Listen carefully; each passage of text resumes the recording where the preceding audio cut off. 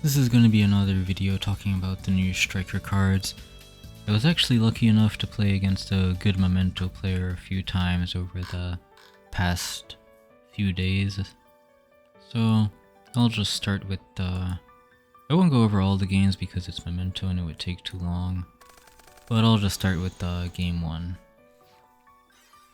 Now, I don't know what Memento cards... Well, I do know what they do, but it takes a bit too long to go over what they're doing. So I'll just, in the meantime, talk about the striker stuff. Upstart is not a card I previously liked, but with the addition of Lemnis Gate to the deck, you often shuffle back a huge amount of striker spells to bounce stuff. Sometimes you even need to shuffle back all of the ones you have in your grave just to stay alive, because for every 3 cards shuffle back you get to non-target bounce a card. And that puts you in the awkward situation where if you only had striker spells and you're like a more engine heavy deck, or striker spell engine heavy, you know what I mean, that you'd often shuffle back most of your cards. And you also often want to shuffle back the engages to increase the chances of drawing into them, because having multiple engages in the deck when you can have multiple engages in the grave when you can have multiple in the deck is pretty pointless, since you won't draw into them. And you really want to, now more than ever, get the 3 spell quota, and Lemnis Gate kinda hurts that. Also, another thing is, if you're using Lemnis Gate, there'll be a lot of times where you end on multi-roll and you have Lemnis Gate set as an interruption, and what you pretty soon realize is that you shuffle back a bunch of spells and then you have nothing for multi-roll to set, at least what I've noticed. Because the more competent players, they don't let multi-roll resolve, they get rid of it as soon as possible. But either way, back to the game. He chooses to do this. Now, I've played him a bunch.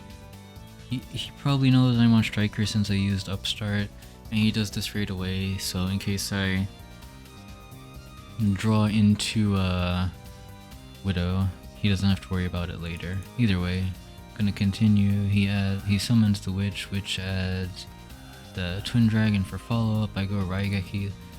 SP is really annoying against this deck because they get to banish the Combined Creation, which means that I can't Shark Cannon it.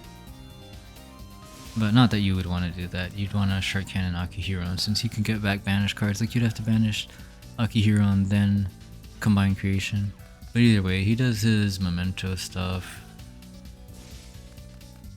does some searching, summons the Witch.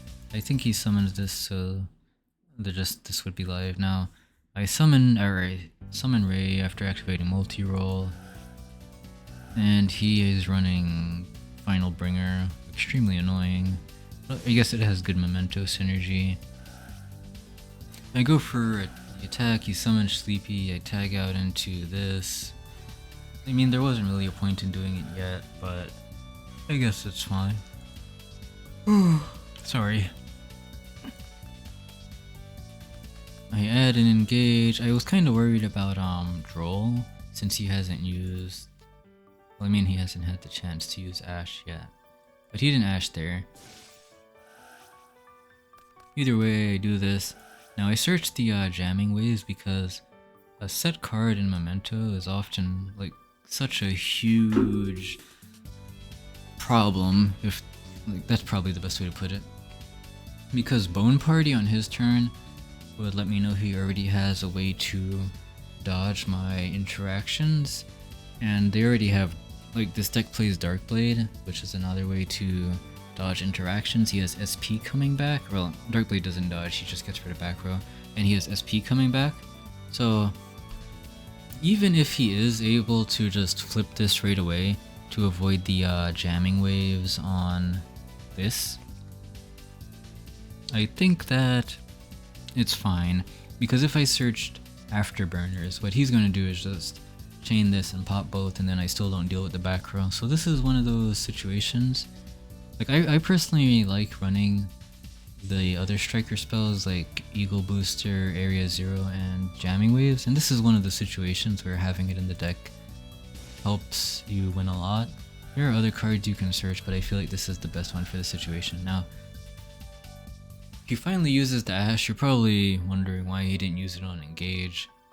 And he told me he was saving Ash for Zero, but he didn't know what I could grab off of Thrust, and since this is a blind second deck, and he's already seen Raigeki, like I guess he could assume I have Soul Release or something, which would be annoying for him.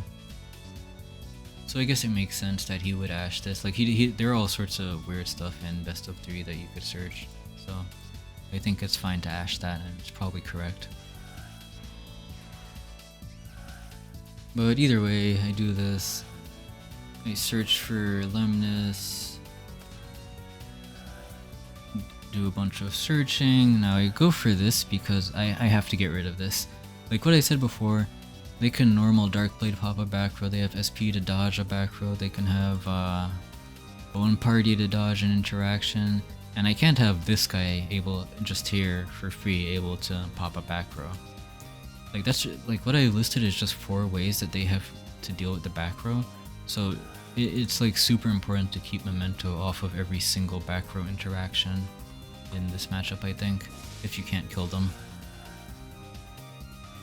And this is just like a rare situation where, well, maybe it's not that rare, but I find it to be an extremely useful situation where Jamming Waves and what do you call it, Area Zero help you win. Like, I personally like those cards a lot, and I don't like the concept of people saying you shouldn't run certain cards, because I feel like a lot of them have, what do you call it, use in certain situations, and limiting yourself to things like saying Jamming Waves is bad when I personally find it great in back row heavy metas. I think writing off options your deck has is like, I don't know how to put it. I think it'll limit you as a player just to see cards as bad. Like for example, like this. This is a pretty cool card. It helped him stop multi-roll. Not everyone would run it, but it was good in this situation. But either way, back to the gameplay. Now he goes right into Goddess. That's I was just like really surprised just to see her pop out like that. But either way, he summons the Creation King now. This is actually annoying because I can't Lemnis gate it. So if I want to deal with this, what I have to do is steal it with Widow Anchor. And I was really hoping to save this for something else, but I have to see how his turn plays out first.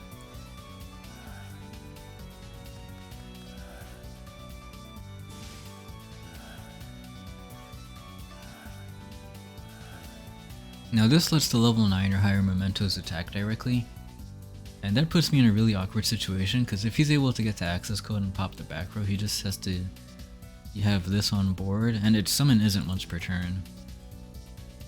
And he already has like a bunch of Mementos in grave. So if he's able to get to access code, I have to have a way to deal with access code, and I have to stop a 5k and a 3k from attacking directly. So I'd say he's playing this pretty well. Like he could have just gone to battle when he saw big numbers on board, but what he's doing is actually, like, he's playing like this against Striker really well, at least in my opinion. Like now he goes, searches the fusion to get a Guardian Chimera. Like he knows for absolute certain this is gonna force a Widow or something else, but it's most likely the Widow, so. Luckily for me, I'm able to take that, and it wasn't like something else that it would force me to use Droplet, because now I can Droplet the Chimera away. But he gets to summon the Creation, or Combined Creation again, summon Sleepy, Sleepy fuses into Twin Dragon and the Field Trigger, gets to summon back the Witch and Sleepy, he goes Dark, Dark steals Ray. Now if you're wondering why I didn't do that here, it's because at any point, I think he can just like, I don't remember if he summoned this, but it's pretty trivial for them to just get more bodies and kill you. So I at least want to make sure that the access code is gone so I don't have to deal with it later. I'm absolutely forced to use the droplet there. I guess he was hoping it was Lemnis, so what do you call it? Because he knows I have a card I can use, and Lemnis you can actually activate when you have monsters in the main monster zone, but it's also like once per turn, so I guess it's pretty different from the other striker spells. But either way, that absolutely forces the droplet, and now he's free to do his other stuff. And this guy revives the fusion, so he has enough for a game, but he knows I have Lemnis, I think. And I'm able to shuffle back like 5 monsters, 5 spells. This is actually something that's really crazy about Lemnis Gate. Like, I'm able to get cards like multi-roll, linkage, and the engages out the grave, because now I no longer have to use a Kagari to get multi-roll out the grave. I'm able to end phase do Shizuku search linkage because I was able to get it out the grave, and then tag into 0. But either way, I bounced those 3. I unfortunately have to give him the access code back. He could summon it later, and he chooses to go for Combined Creation, and he chooses to set this here, which is Bone Party. Now he told me that he did that in case, like, if he has the fusion and I have a Widow, I can just Widow this guy, and then it's essentially nothing. So at least with this gets him to follow up, and it triggers, well, I mean, it doesn't trigger, but it lets him summon Witch to search something. I do this in the draw phase because I want him to because I know he can do this, pop the Sleepy. Like, I don't remember if I knew the Sleepy was in his hand, but he can do this, pop the Sleepy, do all his triggers. The Sleepy sends Gaddock, he searches the Mace. That adds the Bone Party back, he summons Sleepy, Sleepy gets to fuse, he gets to summon Creation King by fusing 3, and he pops the token. Now this is basically just putting me on you better top deck engage, which I did, so that's really lucky, but I also did this in draw phase, so it kind of makes it look like I have to have the first action in main 1, which would be Kagari adding back the engage that I didn't shuffle back. And he chooses to pop, and he activates, well, Akihiron triggers, or the field triggers summon Sleepy, and now I can finally start playing. I was really lucky to get the Raigeki here, but like,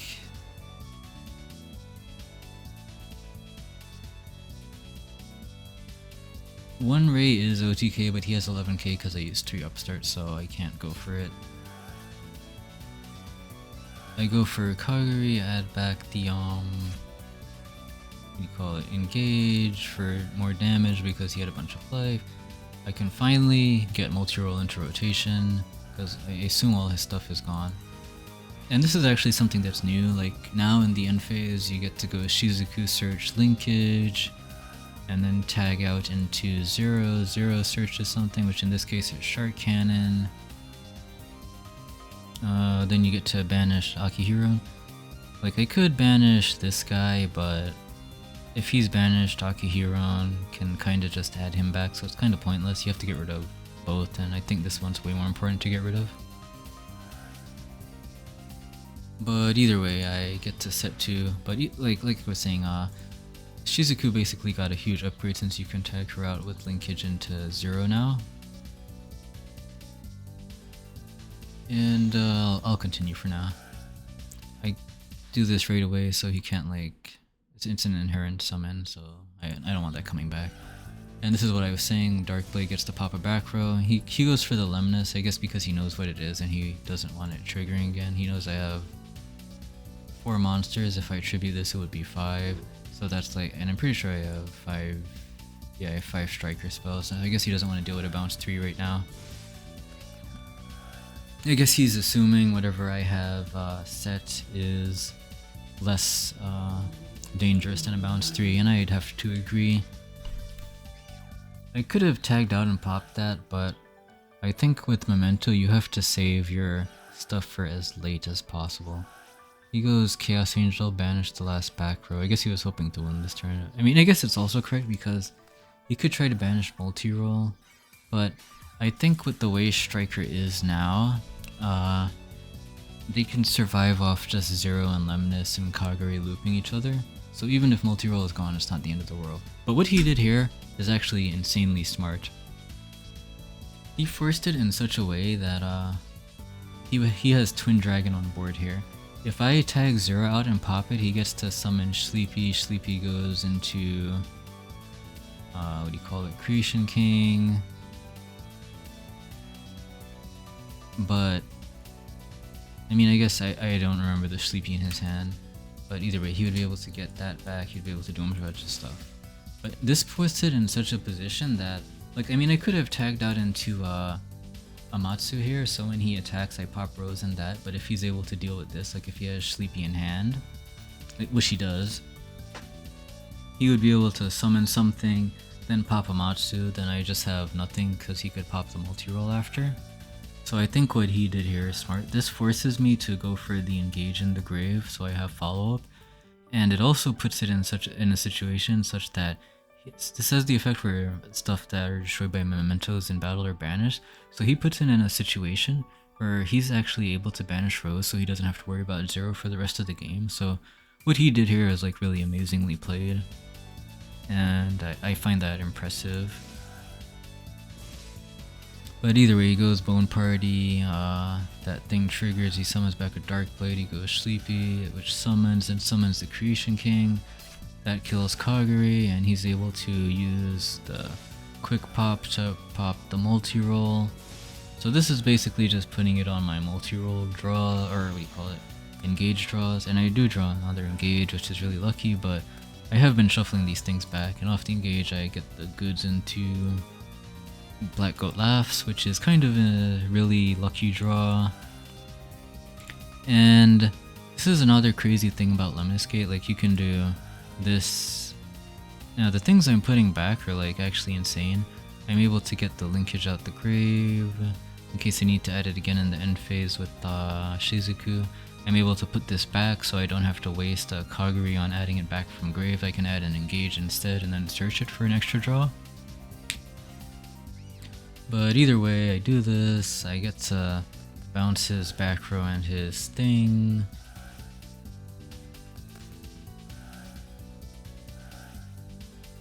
I set up multi-roll, do the Widow, blah blah blah. Go into Shizuku, get rid of the thing. And end phase, Surge Booster. That's another spell, so now I have 2 spells activated and I can set Lemnis and Widow. Now that should be it. He also draws Imperm, so he really has nothing. But either way, that's the end of that game. So in that game, I think you could see a lot of the ways Lemnis and Zero changed the way you play. This is the second game of the match against him. I'm just gonna skip to turn 1 so I don't have to watch the Memento combo.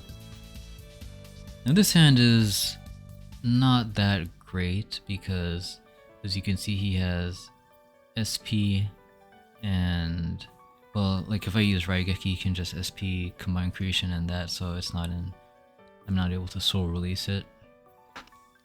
I also have a dead card since I have a Thrust, but I'll continue for now. Whoa. Start off with Raigeki. He actually chooses to banish the Dark Blade. I'm trying to... Now, I wasn't sure why he did that at the time, but it'll become apparent in a few turns.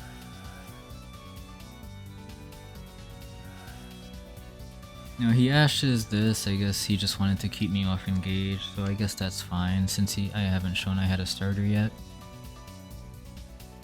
But I reveal my starter, and this will prompt the Creation King to pop it.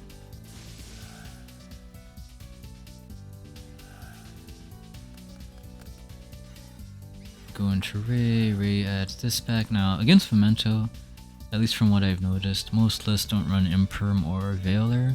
So I normally I would go into the battle phase if possible to do something like that, but I don't think it was worth it when those cards aren't exactly the most common in Memento. I'm able to go, what do you call it?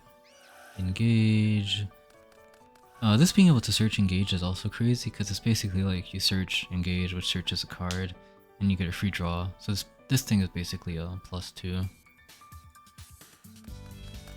I added Lemnis because like I need it for the battle phase, and you'll see why. Like what I have to do now is force out all his back row, so he can't use this in the main phase because Soul Release is obviously main phase only, being a normal spell. But if I were to target his Akihiron and Combine Creation, he would be able to Memento Fusion and shuffle them away so they don't get banished.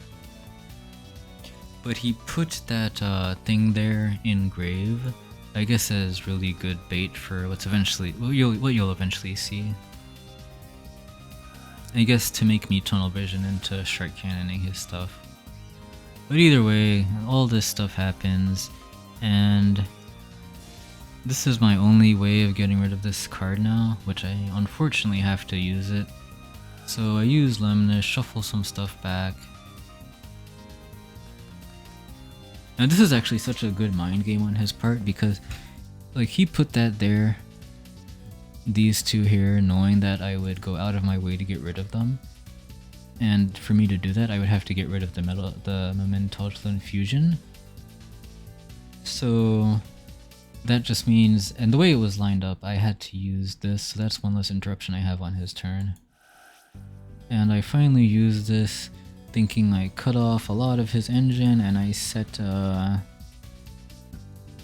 Widow. And because of the way he played it, I pretty much only have one interruption on his turn. It can be more if he doesn't have a good way to deal with this. But either way, all his stuff comes back.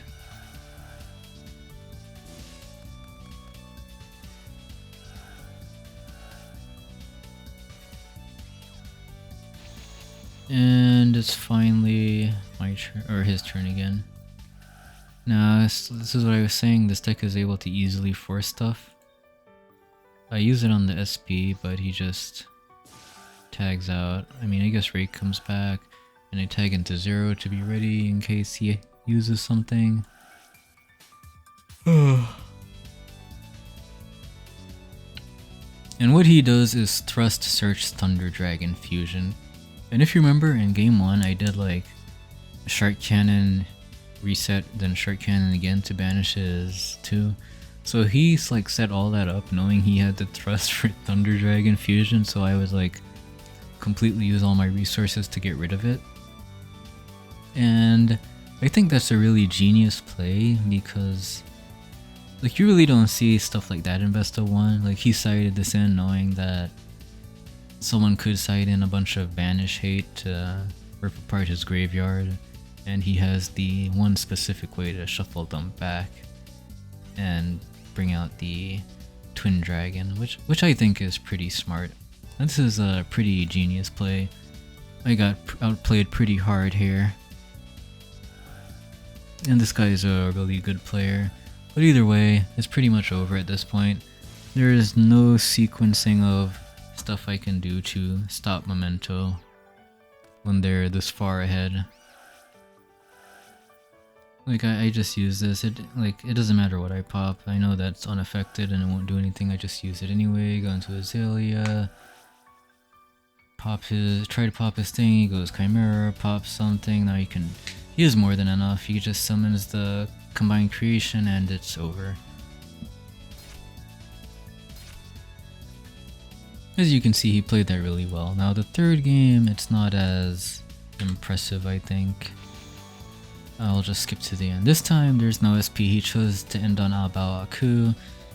He didn't end on the Combined Creation in rotation this time. I guess it's because he didn't have Thrust in hand for in case it gets banished to put it away. Like it just has Akihiron. And I guess he needed this to do the combo, which is why it's there. But it's not in the grave, so I can't start off with Soul Release. So I think that's okay. Next, first play I do is starting off with this, hoping he would pop it with the Creation King. But I go into Amatsu in case like I need to get to multi-roll or something and he wants to pop, it would force him to use it both. But I think what's more important at this point is just getting rid of his monsters.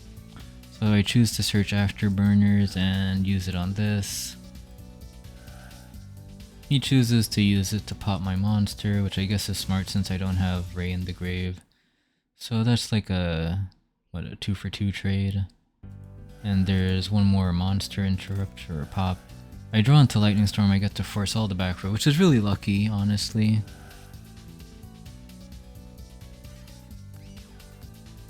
I guess he goes into that because it's the most annoying to deal with, like it's the most floaty.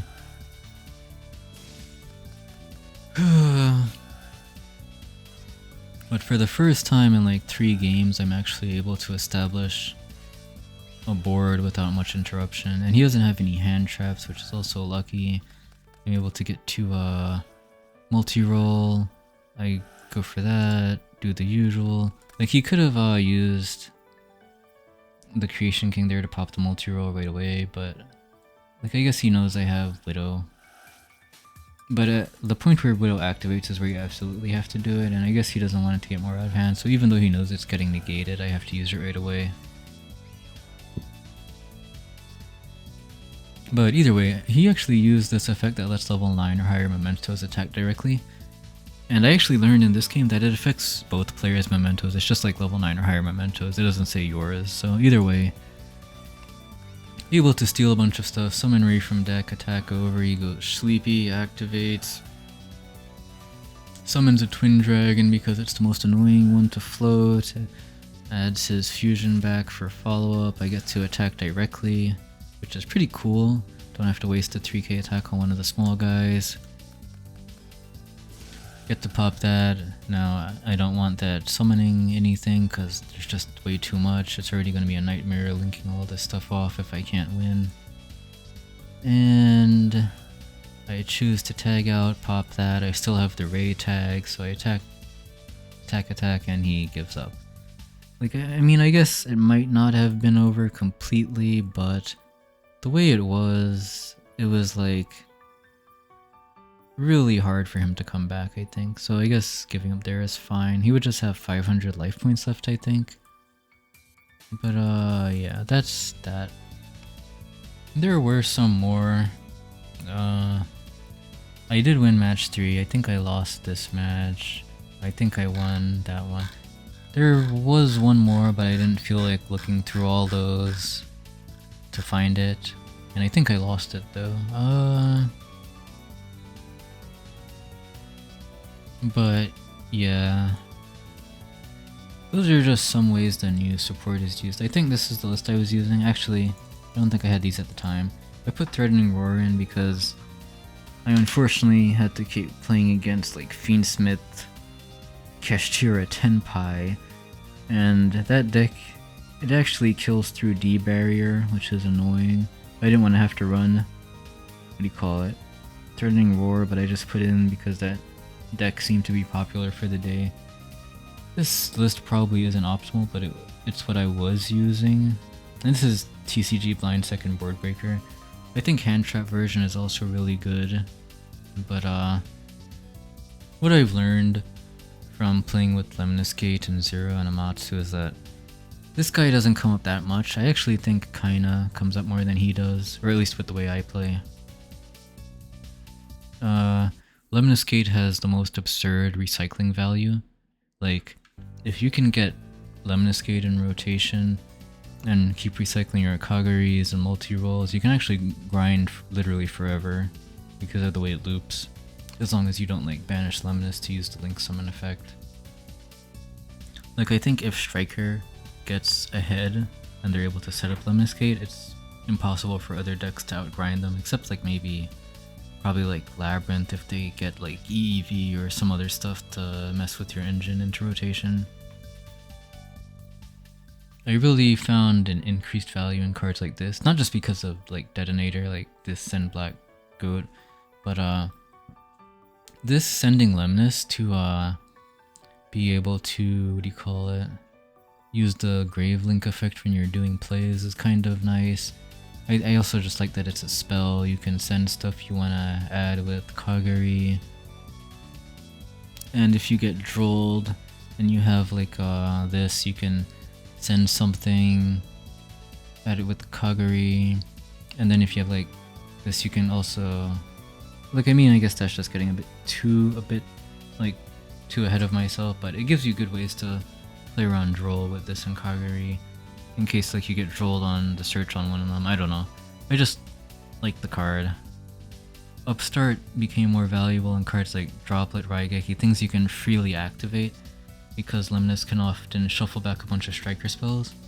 And also, if you don't run the extra striker spells, sorry, I was like stuttering, like this, at least from what I've noticed, a lot of the times it is hard to get the, we call them, the extra, like because what I noticed is sometimes you have like 1, 2, 3, 4, 5 striker monsters in grave, but then you only have like engage, and this.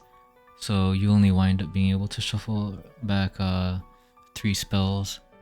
So I've personally found having the extra striker spells that people normally don't run really helpful with Lemnis Gate.